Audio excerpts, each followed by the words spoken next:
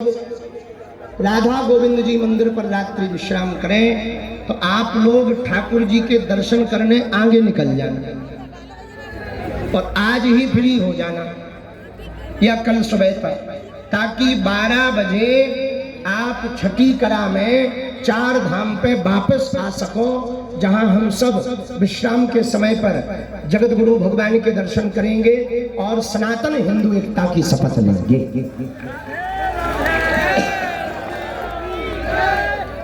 हाँ, कुछ लोग तो छठी करा, बाकी हमारे चेला तो महान है ही है, उसमें तो हमें 1% संदेह नहीं है। ये बात हम ना भी कहते तो तुम पहले ही पहुंच जाते, वो तो तुम्हारी मजबूरी है कि हो राष्ट्रगान हो जाए, हनुमान चालीसा हो जाए, तो इस मजबूरी में तुम बैठे हो, नहीं तो तुम गुरु को छोड़ के आगे ही पहुंच जाते।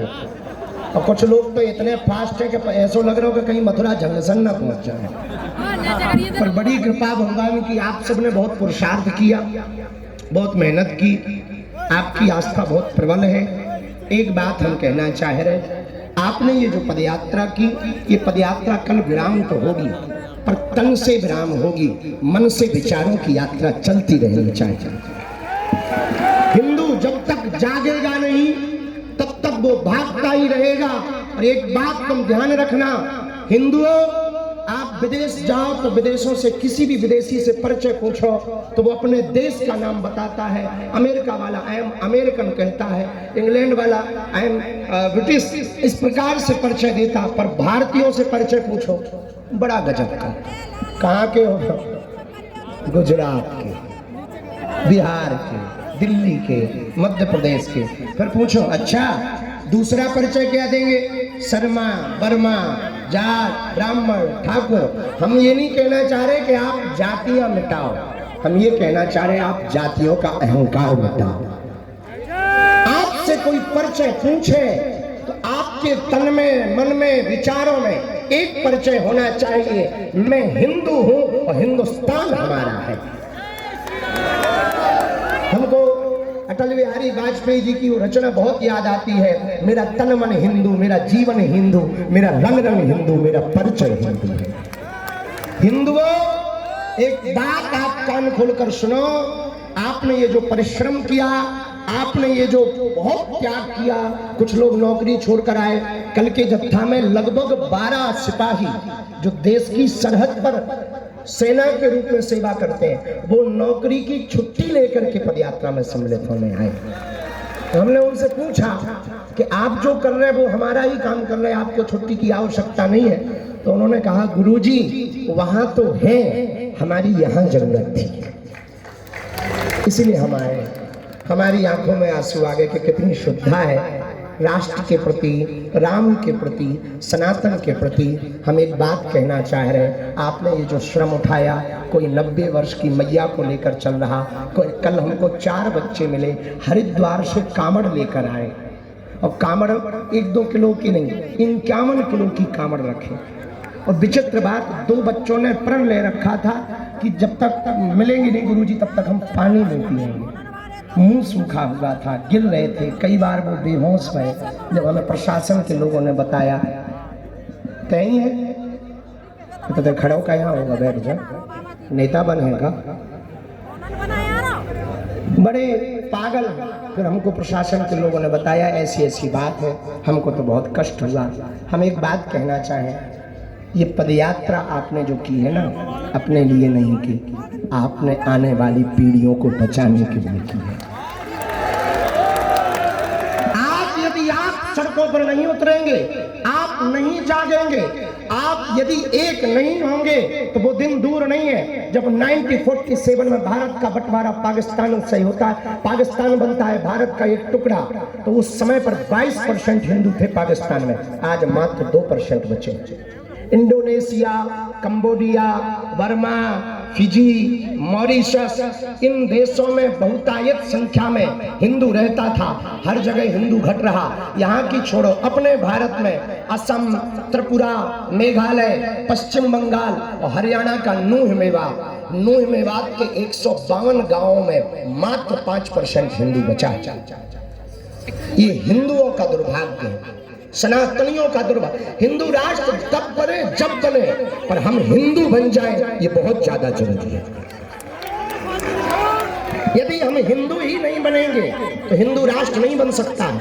यदि हम अपने आप पर, अच्छा देखो, मुसलमान कभी नहीं कहता है कि हमें गर्व है हम मुसलमान, पर हिंदू जरूर कहता है हम गर्व से कहो हम हिंदू। क्यों गर्व से कहें? हम हिंदू हैं ही हैं। गर्व तो स्वाभाविक है, उसके लिए लिखने की जरूरत क्या है, उसके लिए कहने की जरूरत क्या है? अरे गौरव है, हमारी महिमा है, हमारी पहचान है। इस देश में जन्म लेने वाला हर व्यक्ति हिंदू है। अब वो ना माने वो उसकी कमजोरी है। भाई कोई अपने बाप को बाप ना कहे तो बाप की थोड़ी गलती होती है, बेटे की गलती होती है। बेटा ही निकम्मा निकाला है तो क्या करिए? बात समझ आई आप?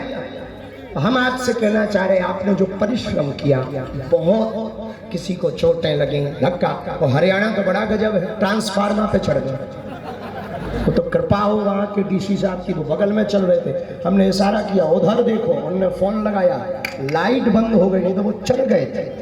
ब्रेकिंग न्यूज आती, बाबा की पदयात्रा में 2 लोग झुलसे। अरे इनका क्या गड़बड़? तो पूछा कि भाई तुम इस पर चढ़े क्यों? बोले आप दिख नहीं रहे थे। हमने कहा ठटरी के बड़े भगवान दिख रहा कि नहीं दिख रहा था, हमें देखकर क्या करेगा? और एक बात बहुत विनम्रता पूर्वक सुनो, बुरी लगे तो ठीक है, ना लगे तो और ज्यादा ठीक है। एकमात्र धीरेन्द्र कृष्ण शास्त्री से हिंदू नहीं जगना है, आप सबको बनना पड़ेगा।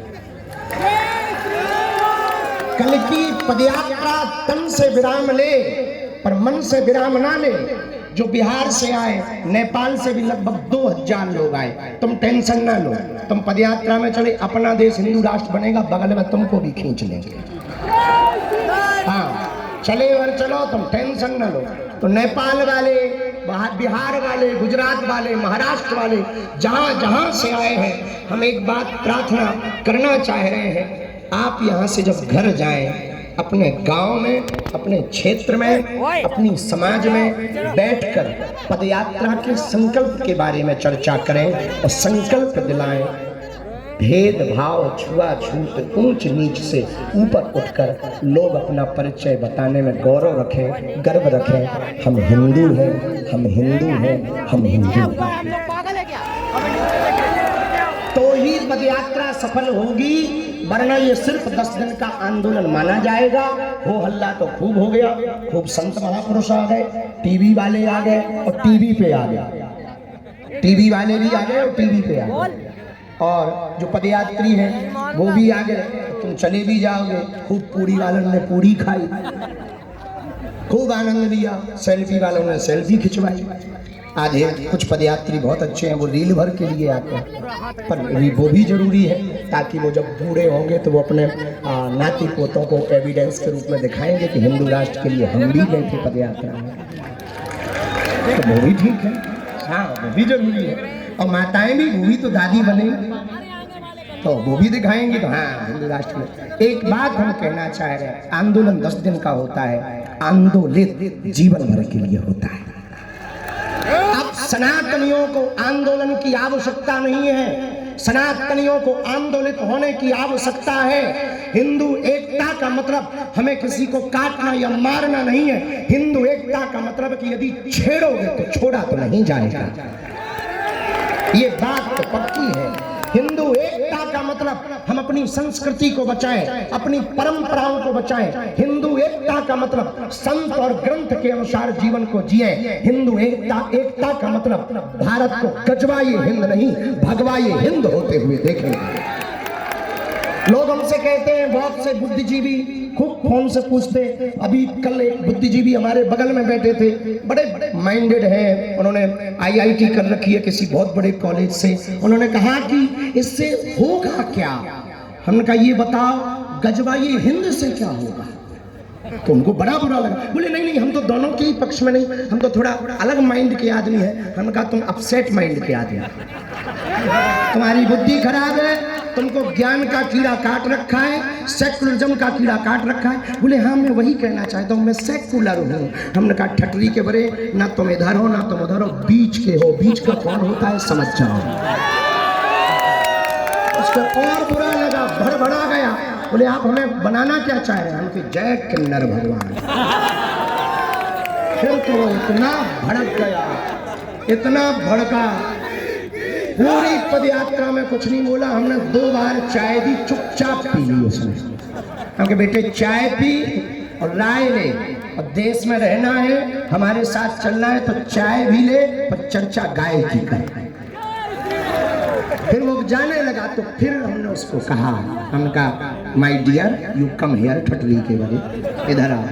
बोले हाँ। उनका सुनो, हम इस देश में एकता क्यों चाहते, यही कीड़ा है ना तुम्हारे अंदर। उत्तर सुनो, कुछ लोग इस देश के तिरंगा में चांद देखना चाहते, हम चांद पर तिरंगा देखना चाहते, बस ये चाहते हैं। बोले इससे क्या होगा, हमकी एकता से यदि कास्टिज्म शून्य होगा, राष्ट्रवाद बढ़ेगा, कास्टवाद शून्य होगा, तो जातियों में बटे हुए व्यक्ति ऊंच नीच अंगड़ा पिछड़ा जात पात की लड़ाई में अपनी एनर्जी खत्म करने की बजाय राष्ट्र को आगे बढ़ाने में अपनी ऊर्जा को लगाएंगे, भारत विश्व गुरु बनेगा। हम ये करना चाहते। आज भी गांव में कई विवाहों में घोड़ियों पर नहीं बैठने दिया जाता, आज भी गांव में भेदभाव के नाम पर बांट दिया जाता। इसी छुआछूत और भेदभाव में सनातन से कई लोग विमुख हो गए, कोई बुद्धिस्ट बन गया, कोई हलीउल्लाह वाला बन गया। सनातन की सबसे बड़ी कमजोरी है, इस्लाम धर्म को कोई स्वीकार करे तो तुरंत चच्चा जान हो जाता है, अम्मी जान हो जाता है। कोई ईसाई बने तो वो सर मिस्टर सिस्टर हो जाता है, पर कोई हिंदू धर्म में रहे तो या तो वो जाट हो जाता है, या बर्मा रहता है, या शर्मा रहता है, या क्षत्रिय रहता है। हम ये कहना चाह रहे, ना तुम बर्मा रहो, ना शर्मा रहो, ना क्षत्रिय रहो, ना वैश्य रहो, ना शूद्र रहो, तुम पहले हिंदू रहो, तुम पहले हिंदुस्तानी रहो, बाद में कुछ भी रहो। इसलिए एक बात और हम अपनी बात विराम करने के पहले कहें, वो दिन दूर नहीं जब तुम्हारे गली मोहल्ले में भी बम फूटेंगे, उनके डॉक्टर भी फोड़ते और अपन नारियल फोड़ फोड़ के मरे जा रहे। गजब बात देखो, उनमें और हमें कितना अंतर है। वो बम फोड़ने पर भरोसा करते, हम लोग नारियल फोड़ने पर भरोसा करते। इसलिए वो मार देते, हम लोग गिनती करते रहते, हम लोग गिनती भर करते रहते हैं। हमने स्पष्ट रूप से इस्लाम धर्म की पूरी कौम से कहा कि तुम हमारे विरोधी नहीं हो, न हम तुम्हारे विरोधी हैं।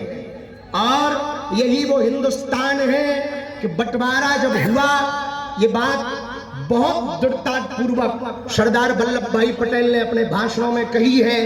वल्लभ भाई पटेल ने 1947 के बाद कहा कि इस देश में, हिंदुस्तान में रहने वाले आधे से ज्यादा मुसलमानों ने जिन्ना के साथ खड़े होकर के पाकिस्तान की मांग की थी, पर दुर्भाग्य ये है जिन्होंने मांग की थी वो सबके सब पाकिस्तान नहीं गए। जब तुमने मजहब के नाम पर देश मांगा तो तुम्हें जाना चाहिए, कोई बात नहीं, रह गए और अच्छी बात है। हमारा तो वसुदेव कुटुंबकम का सूत्र है, हमारा तो वन वर्ल्ड वन फैमिली का सूत्र है, एक विश्व एक परिवार का सूत्र है। तुम रह गए, कोई दिक्कत नहीं। पर एक बात, हम अन्य देशों से आए हुए रोहिंग्यास, बांग्लादेशी, शरणार्थी जितने भी हमारी बात को सुन रहे हैं टीवी के माध्यम से, हम एक बात तुमसे कह दें, कान खोलकर सुनो, भारत एक देश है, कोई धर्मशाला नहीं है। जो आप यहाँ शरण लो, पर शरण भी लो तो कायदे में लो। और इस्लाम धर्म के सभी लोगों से हम कहेंगे, तुम हमारे हो, इसमें कोई संदेह नहीं, हम भी तुम्हारे हैं, इसमें भी संदेह नहीं। यदि हम विरोधी हो, अब्दुल कलाम